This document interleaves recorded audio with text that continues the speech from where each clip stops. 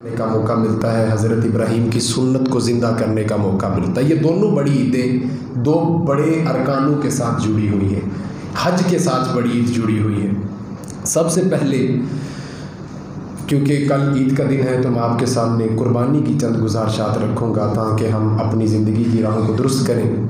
कुर्बानी की तारीफ़ क्या है? मखसूस जानवर मखसूस अय्याम में उनको अल्लाह की राह में ज़िबा करना, इसको कुर्बानी कहते हैं। मखसूस जानवर कौन से हैं? भैंस, ऊँट, गाय, बकरा, दुम्बा, इस तरह के ये जो 5 जानवर हैं, इनमें नर भी है मादा भी है। अगर आप ये सवाल दोबारा पूछें कि गाय कर सकते हैं, माली नहीं कर सकते, भैंस कर सकते हैं, बछड़ा नहीं कर सकते, तो इनमें नर मादा भी मौजूद है। चूँकि मुफस्सिरीने कराम ने एक जुमला बांधा, लेकिन उसकी तशरीह उन्होंने बताई कि अगर हम बकरे का नाम ले रहे हैं, भैंस का नाम ले रहे हैं तो नर मादा दोनों का नाम ले रहे हैं, ऊँट का नाम ले रहे हैं तो ऊँट ऊँटनी दोनों का नाम ले रहे हैं। ठीक है, इस तरह नर और मादा भी इसी के बीच में है। अब जो मखसूस जानवर हैं वो भैंस, ऊँट और बैल, गाय, बकरा है। इनके अंदर अगर कोई बंदा पूछे कि मुर्गी शामिल क्यों नहीं, बंदे कहते हैं जी मुर्गी हलाल जानवर है। जी अच्छी बात है, वाकई मुर्गी हलाल जानवर है, इसमें कोई शक नहीं। मगर मुर्गी अगर आप ज़िबा करेंगे ईद के बाद तो वो गोश्त होगा, कुर्बानी नहीं होगी। क्यों? क्योंकि इस्लाम के अंदर जो कुर्बानी के जानवर हैं उनके अंदर मुर्गी का नाम शामिल नहीं। अब हिरन है, बड़ा बेशकीमती जानवर है, उसकी खाल भी कीमती, उसका गोश्त भी लजीज और बड़ा कीमती, वो ख़ुद बड़ा नायाब और कीमती जानवर है। अगर आप ईद के वाले दिन, ईद की नमाज के बाद उसका खून बहाएंगे, उसको ज़िबा करेंगे तो वो आपका गोश्त होगा। हालांकि वो महंगा भी है, कीमती भी है, मज़ेदार भी है, लेकिन उसकी कुर्बानी नहीं मानी जाएगी। क्यों? क्योंकि वो कुर्बानी वाले जो जानवर हैं उस निसाब में हिरन का नाम शामिल नहीं। इसलिए जो मखसूस जानवर हैं, मखसूस अय्याम में ईद के 3 दिन होते हैं, और 3 दिन और जो जानवर शरीयत मुत्तहरा ने हमें दिए हैं इस्लाम ने, वो जानवर इन 3 दिनों में ज़िबा करने का हुक्म है। अब उसके बाद क्या होता है कि इनकी उम्रें, ऊँट 5 साल का, कितने साल का? 5 साल का। भैंस, बैल, गाय, माली ये कितने साल के? 2 साल के। बकरे का 1 साल होना शर्त है, 1 साल का, 2 साल का ये। और दुम्बा अगर 6 महीने का हो और लगता दिखने में साल का हो तो उसकी भी कुर्बानी आप दे सकते हैं। ये जो जानवर है ये निसाब में शामिल। हमने गुज़िश्ता जुम्मा आपको बताया था कि हम चेक करते हैं जब कोई जानवर खरीदने जाए तो 2 दांत चेक करते हैं, जिसको दोता कहते हैं, 2 दांत चेक करते हैं। ये किसी हदीस से, किसी शरीयत से साबित नहीं है कि आप 2 दांत चेक करें। चूँकि हमारे बुज़ुर्गों का ये तजुर्बा है कि जब वो 2 साल का होता है तो उसके वो दूध वाले दांत गिर जाते हैं और ये 2 दांत आ जाते हैं। ये तजुर्बे के तहत साबित है, मगर शरीयत मुत्तहरा के अंदर इसका कोई ज़िक्र नहीं है। अगर आपने अपना जानवर घर में पाला है और उसके 2 दांत नहीं आए, आपको उसकी उम्र का पता है, अगर आप उसकी गवाही देते हैं कि भाई मैं उसकी उम्र जानता हूँ लेकिन उसके 2 दांत नहीं आए, तो आप उसकी कुर्बानी दे सकते हैं। क्योंकि 2 दांतों का होना शर्त नहीं, 2 साल का होना शर्त है। साल का होना, हर जानवर की जो उम्र है वो उम्र का होना शर्त है। क्योंकि जो जानवर बाहर नहीं जाते वो घास नहीं उखाड़ते, जब वो घास नहीं उखाड़ते तो उनके दूध वाले दांत नहीं गिरते, जब दूध वाले दांत नहीं गिरते तो वो 4 साल के, 5 के, 8 के भी हो जाए तो वो दांत उनके वही रहते हैं, लेकिन उम्र उनकी ज़्यादा हो जाती है। उसके बाद एक और चीज़ का ख्याल रखना, वो ये है कि हर जानवर के आज़ा पूरे होने चाहिए और वो तंदुरुस्त होना चाहिए। आप कुर्बानी का जानवर लेकर आते हैं, बड़ी अच्छी बात है भाई, आप कुर्बानी का जानवर लेकर आए, ठीक है, आप अल्लाह की रज़ा के हुसूल के लिए आप जानवर को ज़िबा करना चाहते हैं, मगर ये ना हो कि आप जानवर तो ले आए, सुन्नत को पूरा करने लगे, अपना जो आपके ऊपर फ़र्ज़ है वो हक़ अदा करने लगे, मगर वो जानवर सेहतमंद ही नहीं है, चलने के भी काबिल नहीं है, चल भी नहीं सकता, दौड़ भी नहीं सकता, हड्डू का जोड़ है सिर्फ, और कुछ भी नहीं। तो कुरान मजीद फ़ुरक़ान हमीद में अल्लाह तबारक व तआला इरशाद फरमाते हैं, लन तनालुल बिर्रा हत्ता तुनफ़िकू मिम्मा तुहिब्बून, कि तुम नेकी के कमाल दर्जे को उस वक़्त तक हासिल नहीं कर सकते जब तक तुम अल्लाह की राह में वो चीज़ कुर्बान ना करो जिसे तुम खुद सबसे ज़्यादा प्यार करते हो। जो जानवर आपको दिखने में प्यारा लगे, चलने में प्यारा लगे, उसकी अदा प्यारी लगे, आपको टच कर जाए, उस जानवर का आप सौदा करें, उस जानवर को ख़रीदें, फिर मोहब्बत दें, देखभाल करें उसकी।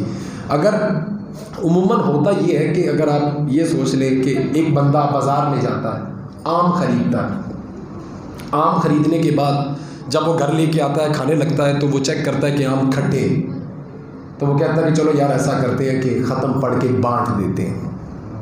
तो उससे अल्लाह की रज़ा हासिल नहीं होगी, क्योंकि उसने अपना फ़ायदा सोचा और इसको ज़ाया करने से बचाया, लेकिन उसने वो चीज़ अल्लाह की राह में नहीं दी जो उससे सबसे ज़्यादा पसंद थी, बल्कि ये इसे खुद भी नापसंद थी। जो जिस चीज़ को उसने खुद नापसंद किया वो उसने अल्लाह की राह में दिया। तो इस चीज़ से अल्लाह का कुर्ब हासिल नहीं होता। अगर अल्लाह का कुर्ब हासिल करना है तो कुरान ने हमें तरीका बताया कि जो चीज़ तुम्हें सबसे ज़्यादा प्यारी लगे वो अल्लाह की राह में तकसीम करो, वो अल्लाह की राह में बांटो, अल्लाह का कुर्ब, अल्लाह की रज़ा हासिल होगी। ज़िलहज की 10 ईद की नमाज के बाद आप कुर्बानी कर सकते हैं। आप ये पूछेंगे कि भाई ये कैसा सवाल है, ये कैसी बात है, कुर्बानी तो ईद की नमाज के बाद ही होती है।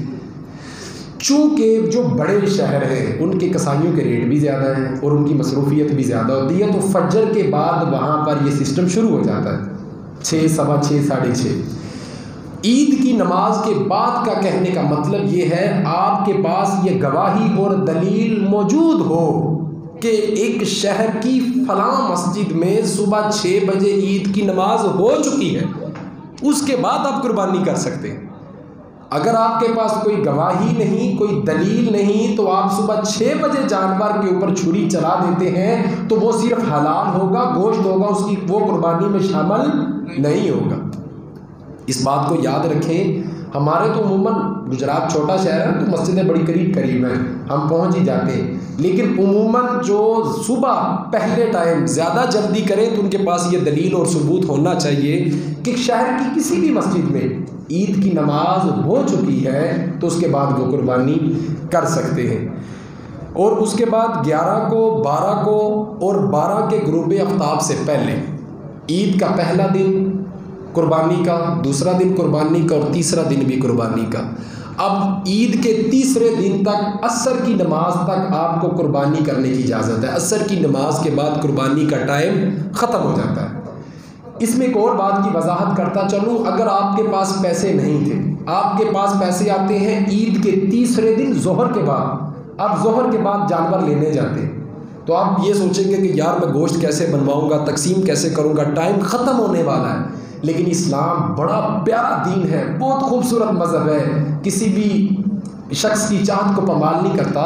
उसके अंदर हुक्म यह है कि अगर आप असर से पहले पहले, गुरूब आफ्ताब से पहले पहले जानवर की गर्दन पे छुरी फेंक लेंगे तो असर के बाद सारी रात बेशक बैठ के गोश्त बनाते रहें, आपका वो जानवर कुर्बानी में शामिल हो जाएगा।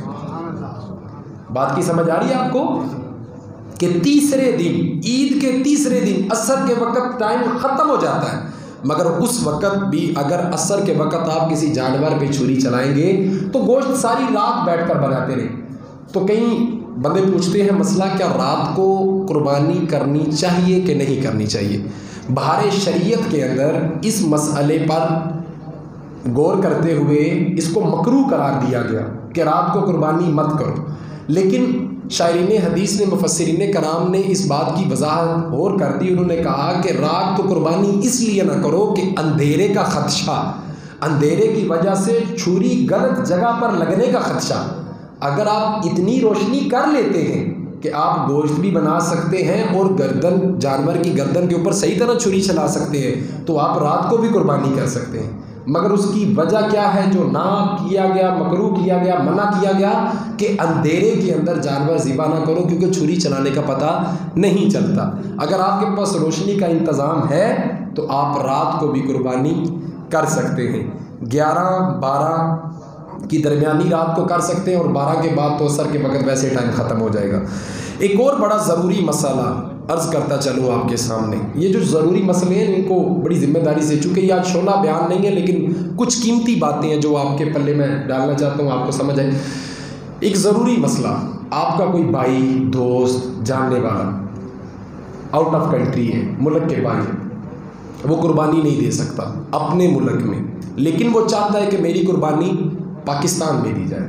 वो आपको फ़ोन करके कहता है कि भाई मेरी कुर्बानी पाकिस्तान में कर दो, चूँकि हमारे पास गलियों में, मोहल्लों में, हर खंबे के साथ, हर सड़क में जानवर बांधे होते हैं, हमें कोई मसला नहीं, लेकिन बाहर की जो गवर्नमेंट है वो इजाज़त इस चीज़ की नहीं देती। वहाँ पर बड़े मसाइल होते हैं, बड़ी सारी प्रॉब्लम्स होती हैं, बड़ा देखभाल ख्याल रखना पड़ता है। होता ये है कि अगर सऊदीया के अंदर बंदा है, वो हज पे है, वो आपको कहता है कि भाई मेरी कुर्बानी आप पाकिस्तान में कर दें। अब हज की भी इकसाम है, एक होता है हज अफराद जो मक्का मुअज़्ज़मा के रिहायशी लोग करते हैं, जो हरम की हदूद के अंदर है। इन लोगों पर हज की कुर्बानी नहीं होती। जो मक्का के रहने वाले लोग हैं ना, इस वक्त हज कर रहे हैं, इन पर हज की कुर्बानी नहीं है, इन पर ईद की कुर्बानी वाजिब है। और जो हदूद हरम से बाहर से आते हैं, जैसा कि पाकिस्तान से बंदे वहाँ पर गए हुए हैं, तो इन पर ईद की कुर्बानी वाजिब नहीं, इन पर हज की कुर्बानी वाजिब। समझ आ रही है बात की? जो वहाँ के मक्का मुअज़्ज़मा के रिहायशी, हदूद हरम के अंदर रहने वाले लोग हैं, जो मक्का के एरिया के अंदर रहने वाले लोग हैं, उन पर हज की कुर्बानी वाजिब नहीं, लेकिन उन पर ईद की कुर्बानी वाजिब है। और जो हदूद हरम से बाहर से आते हैं, जो हज तमत्तु और हज किरान करते हैं, उन पर ईद की कुर्बानी वाजिब नहीं होती, उन पर हज की कुर्बानी वाजिब होती है। और होता क्या है, जो हज की कुर्बानी होती है वो सिर्फ मक्का मुअज़्ज़मा में ही देनी होती है, हदूद हरम के अंदर देनी होती है। और ये जो दम होता है, जो जुर्माना पड़ता है हज के दौरान, दम होता है, ये भी मक्का मुअज़्ज़मा में ही देना होता है। और इसका गोश्त, जो दम वाला गोश्त है, वो आप खुद नहीं खा सकते, वो गरीबों और मस्कीनों के लिए होता है। और जो हज और कुर्बानी ईद का जो गोश्त होता है, वो आप खुद भी खा सकते हैं और बांट भी सकते हैं। अच्छा, मैं आपको मसला बता रहा था कि आपका कोई भाई जो मुल्क से बाहर है और कहता है कि मेरी तरफ से आप पाकिस्तान में जानवर ज़िबा कर देना, मैं आपको अपना वकील बनाता हूँ, मैं पैसे देता हूँ, मेरी तरफ से जानवर लीजिए, मेरे नाम की, मेरे बाप दादा के नाम की, इस तरह कुर्बानी कर दीजिए। तो एक मसला उसके लिए ये याद रखें कि उमूमन होता ये है कि कई ममालिक ऐसे हैं जिनकी ईद हमसे एक दिन पहले होती है। जैसे सऊदीया की एक दिन पहले ईद है, आज ईद है जैसा कि, तो उमूमन अगर सऊदीया वाला बंदा फ़ोन करेगा ना आपको कि भाई साहब ऐसा करें कि मेरी तरफ से पाकिस्तान में जानवर ज़िबा कर दे, तो आप अगर आज जानवर ज़िबा करेंगे, इस वक्त वहाँ पर ईद है, यहाँ पर ईद नहीं है, तो क्या वो कुर्बानी में शामिल होगा? नहीं होगा। उसकी वजह ये है कि ईद का दिन दोनों शहरों के अंदर, दोनों मुल्कों के अंदर एक होना चाहिए। अगर वहाँ भी ईद का दिन है, यहाँ भी ईद का दिन है, तो उसकी कुर्बानी यहाँ पर दी जा सकती है। अगर ईद का दिन वहाँ पर दूसरा होगा, यहाँ पर पहला होगा, अजर सवाब तो वही है ना। इसीलिए इस्लाम ने इस नुक्ता नज़र को ख्याल करते हुए ईद, बड़ी ईद के 3 दिन रखे। ठीक है, अगर वहाँ पर सऊदीया में, दुबई में दूसरा दिन होगा, पाकिस्तान में ईद का पहला दिन होगा, तो हम उसकी तरफ से यहाँ पर कुर्बानी कर सकेंगे। मैं आपको बताना ये चाह रहा हूँ कि दोनों अतराफ में ईद का दिन होना चाहिए। एक दिन होना ज़रूरी नहीं है कि ईद का पहला दिन हो, ये ज़रूरी नहीं है, लेकिन दोनों अतराफ में ईद का दिन होना ज़रूरी है। ये मसला याद रखें। बाहर का अगर कोई बंदा आपको कहता है तो आप उसका इंतज़ार करेंगे जब आपके अपने मुल्क में ईद होगी और वहाँ पर ईद का दूसरा या तीसरा दिन होगा, तो आप उसकी तरफ से यहाँ पर कुर्बानी कर सकेंगे। मखसूस जानवर मखसूस अय्याम में अल्लाह की राह में कुर्बान करना, इसको कुर्बानी कहते हैं। और उसके बाद अगर कोई बंदा गोश्त के लिए कुर्बानी करता है तो उसकी कुर्बानी सिर्फ गोश्त के लिए शुमार की जाएगी, अल्लाह की रज़ा की हुसूल के लिए शुमार नहीं की जाएगी। अगर कोई बंदा ये कहता है कि भाई मैं किसका इंतज़ार करूँगा, किसके लिए बैठा रहूँगा, कौन गोश्त लेकर आएगा, किसके आगे जाऊँगा, तो ऐसा करता हूँ किसी के सामने अपनी इज़्ज़त को ख़राब होने से पहले मैं खुद अपना बकरा ले आता हूँ और घर में गोश्त कर लेता हूँ, तो ये उसकी कुर्बानी अपनी इज़्ज़त के लिए होगी, अल्लाह की खातिर नहीं होगी। अगर एक बाबा जी से पूछा जाता है कि बाबा जी तुसी भी कुर्बानी कर रहे हो, तो बाबा जी अगर कहें कि पुत्रा करने की सलाह तो कोनी सी, न्याणे न्याणे गुआढ़ियां के बकरे को जाके बह रहे तां वास्ते अस आखे असी भी कुर्बानी कर लिए, निके घर रहन, तो ये बच्चों के लिए होगी, अल्लाह के लिए नहीं होगी। अगर कोई बंदा ये कहता है कि भाई मैं तो गोश्त के लिए कर रहा हूँ, या मुझे बंदे ये कहेंगे कि खाता पीता है, ठीक ठाक है, पता नहीं क्यों नहीं कुर्बानी कर रहा, मैंने तो अपनी इज़्ज़त को बचाने के लिए कुर्बानी, तो ये कुर्बानी भी इज़्ज़त के लिए हो, अच्छी बात है, आपको सवाब मिलेगा, मगर शर्त ये है कुर्बानी के अंदर अल्लाह की रज़ा का हुसूल होना ज़रूरी है। अल्लाह की खातर, अल्लाह को राज़ी करने के लिए, अल्लाह का कुर्ब हासिल करने के लिए कुर्बानी का जानवर में नाम आप कोई भी दे। अगर बच्चों के लिए लाना है तो आप यही कहें कि मैं अपना फरीज़ा अदा करने लगा हूँ, इसी बहाने बच्चे भी खेल रहे हैं। आप ये चीज़ें दूसरे ऑप्शन में रखें, पहला ऑप्शन अल्लाह की रज़ा रखें। समझ आ रही बात की? पहला ऑप्शन अल्लाह की रज़ा रखें, इज़्ज़त का मामला बाद में रखें, शरीकों की जो वाह है उसका मामला बाद में रखें, पहले अल्लाह की रज़ा का मामला रखें। और उसके बाद ऐसा करें कि जब आप गोश्त बनाएं तो बड़े प्यार से उसे तकसीम करें। ट्रे के अंदर 5-5 बोटियाँ रख के एक बंदे की ड्यूटी लगा दी, 4 बोटियाँ उसको दिया, 4 बोटियाँ उसको दिया, 4 बोटियाँ, ये क्या माजरा है भाई? आप किसी बंदे को अगर गोश्त देना है तो इतना तो दीजिए कि वो एक वक्त का खाना पका सके।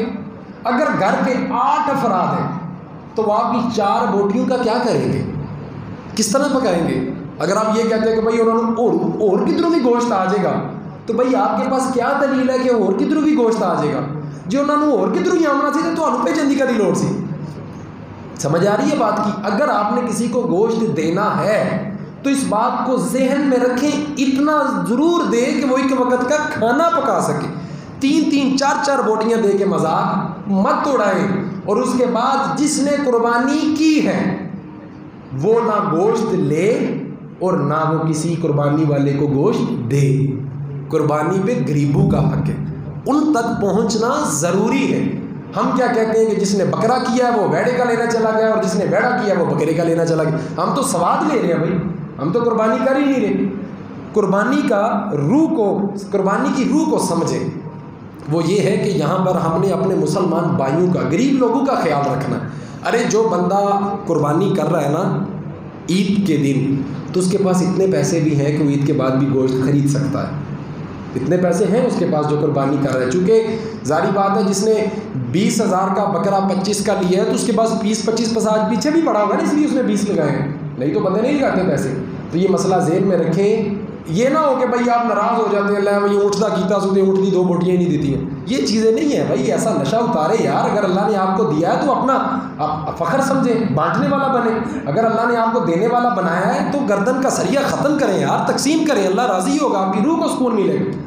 तो मैं आपको बात बता रहा था कि अगर किसी को गोश्त देना है तो इतना ज़रूर दें कि उसके एक वक्त का खाना बन सके। और दूसरी चीज़, ये जो ग्रुप बने होते हैं ना गोश्त इकट्ठे करने वाले, मैंने पिछले साल एक्सप्रेस अखबार के अंदर खबर पढ़ी कि गुजरांवाले का एक ख़ानदान है, उन्होंने 3 दिन के अंदर 40 मन गोश्त इकट्ठा किया।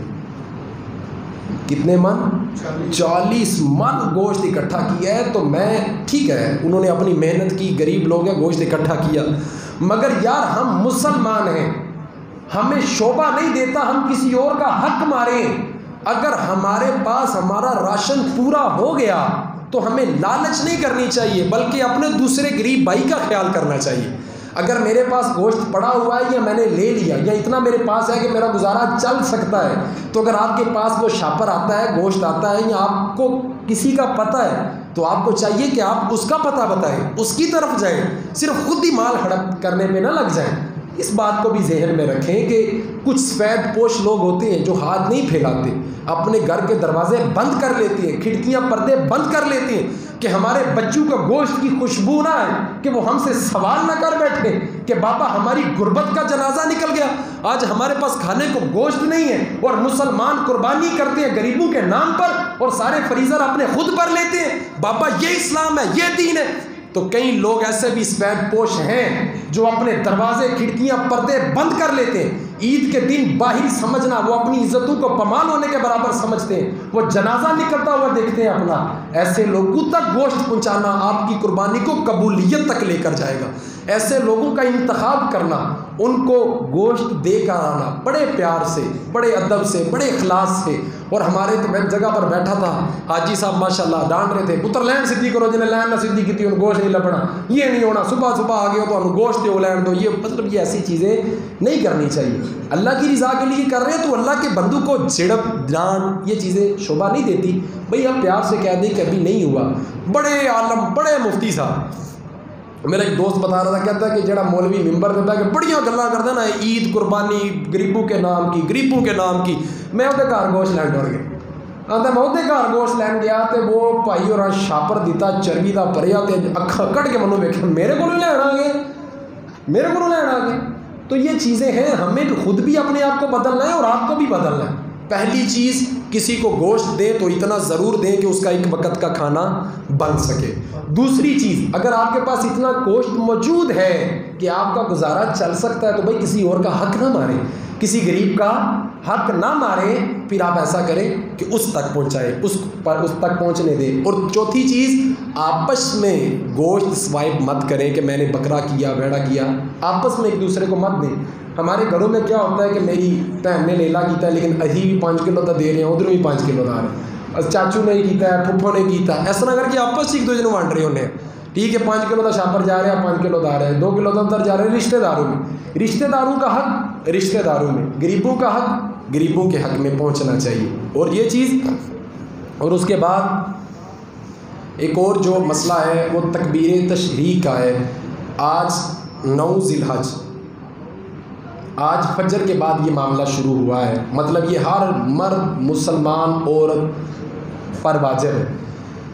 बाद नमाज फ़र्ज़ 9 ज़िलहज से लेके 12 ज़िलहज की असर तक ये तकबीर तशरीक है, जो अल्लाहु अकबर ला इलाहा इल्लल्लाहु अल्लाहु अकबर वलिल्लाहिल हम्द। ये बाद नमाज फ़जर, चूँकि आज जुम्मे वाले दिन फ़जर के बाद शुरू हो चुकी है, हर मुसलमान मर्द और औरत पर वाजिब है जब वो फ़र्ज़ नमाज पढ़े, फ़र्ज़ नमाज के बाद बग़ैर अपनी जगह से हिले 3 मरतबा आवाज़ बुलंद, इतनी आवाज़ में कि उसके अपने कान सुने, उस पर वाजिब है कि वो 3 मरतबा ये तकबीर दोहराए। और जो दूसरे मौसूफ़ हैं, जो जमात के बाहर, जो दूसरे मौसूफ़ हैं जो जमात के साथ शामिल होते हैं लेकिन 2 रखते हैं, 3 रखते हैं, 1 रकत लेट हो जाते हैं, तो उनके लिए हुक्म है कि जब वो अपनी नमाज मुकम्मल कर लें तो उसके बाद वो ये तकबीरें कहेंगे। ये बात आपने ज़हन में रखनी है, बग़ैर अपनी जगह के हिले। ईद का आज से ये शुरू हुई है, नमाज जुम्मा असर मगरब, कल ईद का दूसरा दिन, तीसरे दिन ईद के असर के बाद ये तकबीरात ख़त्म हो जाएंगी। हर औरत, मुसलमान मर्द औरत पर वाजिब है, हुक्म है कि औरत भी अपने घरों में इस चीज़ का इंतज़ाम करें। ये इस तरह के हज़रत इब्राहीम अला नबीना अलैहिस्सलातु वस्सलाम, जब हज़रत इब्राहीम इस्माईल अला नबीना अलैहिस्सलातु वस्सलाम की गर्दन पर छुरी रख चुके थे, इरादा कर चुके थे, चलने ही वाली थी, तो हज़रत जिब्राईल अमीन हाजिर हुए, हाजिर खिदमत हुए, मेंढा लेकर आए और वो आवाज़ बुलंद पुकारने लगे, अल्लाहु अकबर अल्लाहु अकबर। इब्राहीम, आपने अपने वादे को पूरा किया, आपने अपने वादे को पूरा किया, अल्लाह की रज़ा को हासिल किया। तो जब हज़रत इब्राहीम अला नबीना अलैहिस्सलातु वस्सलाम ने अपनी आंखों को खोला, सामने देखा तो हज़रत जिब्राईल अमीन भी खड़े थे और मेंढा भी मौजूद था।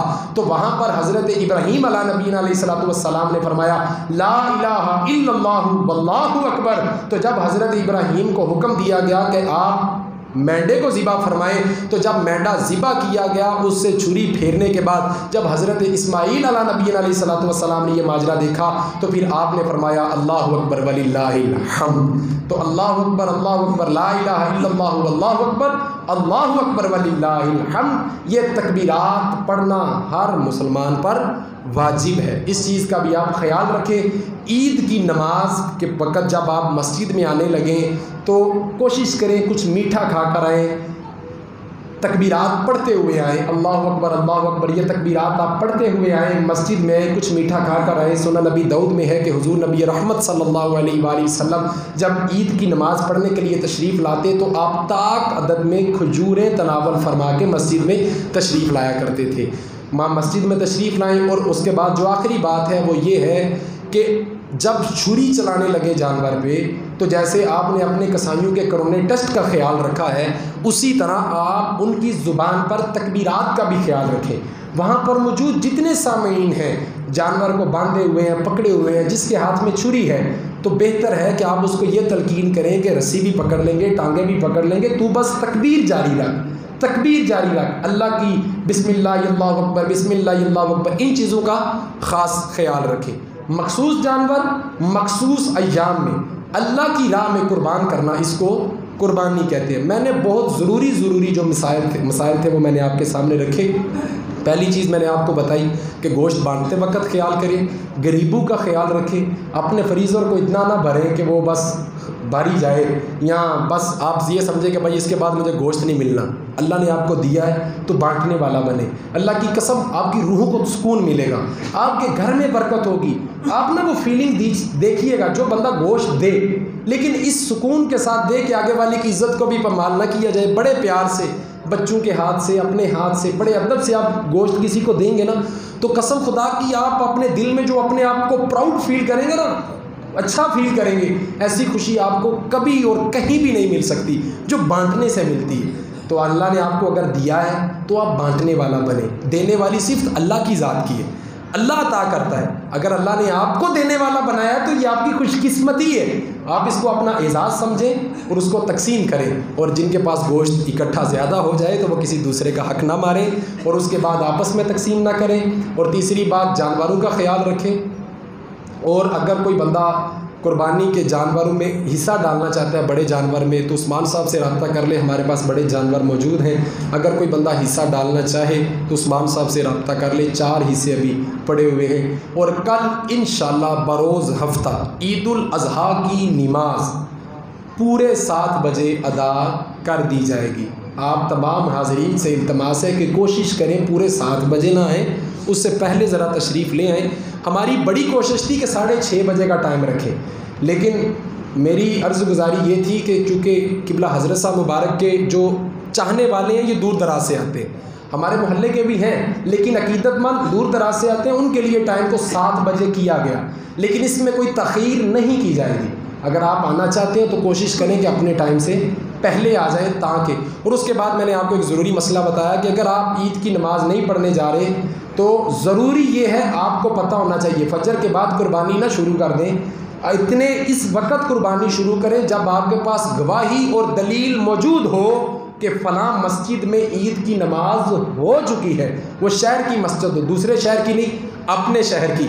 अगर 6 बजे किसी मस्जिद में नमाज हो गई, आपके पास इसकी दलील और गवाही है, तो आप 6:15, 6:30, 6:10 पे बीच कुर्बानी का जानवर ज़िबा कर सकते हैं। मगर उससे पहले अगर आप करेंगे तो आपकी वो कुर्बानी का जानवर सिर्फ गोश्त होगा, कुर्बानी नहीं होगी। इन चीज़ों का ख्याल रखा करें।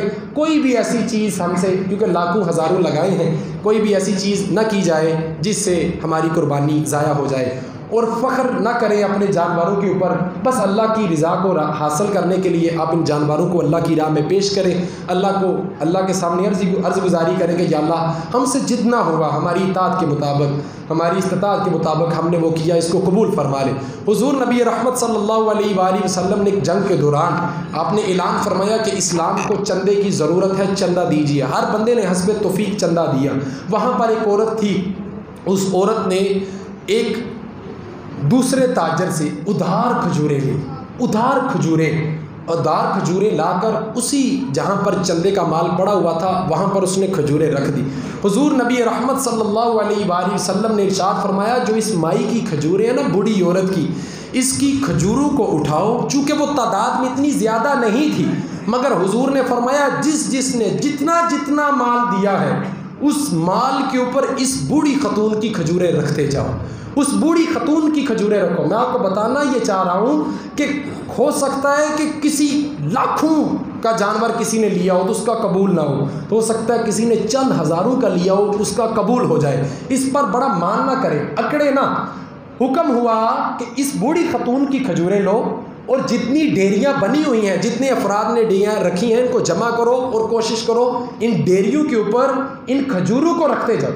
अर्ज़ की या रसूल अल्लाह सल्लल्लाहु अलैहि वसल्लम, और भी बहुत ज़्यादा माल आया है, बड़ी बड़ी ढेरियाँ लगी हुई हैं चंदे की, मगर आपने इस औरत की खजूरों को ये शान बख्शी कि आपने हर बंदे की चंदे की ढेरी के ऊपर इसकी खजूरों को रखना पसंद फरमाया, तो मुस्तफ़ा जाने रहमत सल्लल्लाहु अलैहि वसल्लम ने इरशाद फरमाया, आपने फरमाया खुदा की कसम, इस औरत की मुझसे मोहब्बत इतनी थी, इस औरत का चंदे के अंदर इखलास इतना था कि जब ये उधार खजूरें किसी से लेकर आई अल्लाह के हबीब को राजी करने के लिए, जब इसने मेरा खुतबा सुना कि इस्लाम को चंदे की ज़रूरत है, तो इसने परवाह न की, उधार खजूरें ली और मुझे राजी करने के लिए इस्लाम की मदद करने पहुंच गई। तो अल्लाह की कसम, अल्लाह को इसका इतना अमल पसंद आया कि अल्लाह ने इसकी खजूरों को कबूल फरमाया, और मैंने इसकी खजूरों को तमाम डेरियों के ऊपर इसलिए रख दिया कि इसकी खजूरों के सदके अल्लाह तमाम डेरियों को कबूल फरमा ले।